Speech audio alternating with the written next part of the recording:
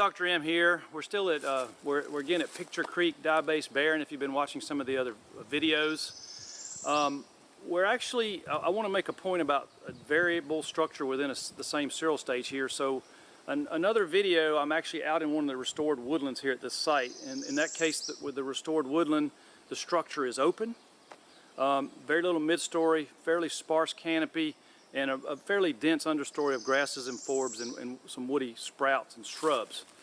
Here, we're in the exact same seral stage, so this plant community is dominated by the same species. In this case, in the overstory, is dominated by oaks, pines, and maybe some other species here, yellow poplar.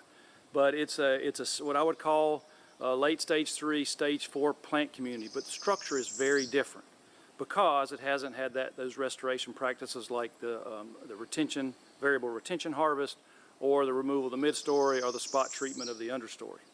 And the animals are different here. You hear a northern parula singing right over our head.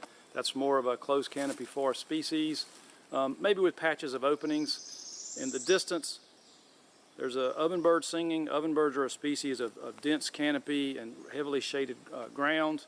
The understory here is more patchy. There are still some places for turkey nest sites, but you certainly would not expect northern bobwhite in here, and many of those understory birds we heard in the restored woodland site, like prairie warbler, buntings, field sparrows, and chats, are just not going to be here. So there are always winners and losers. This is a different structural condition within the same seral stage, and it's going to favor a different suite of animals.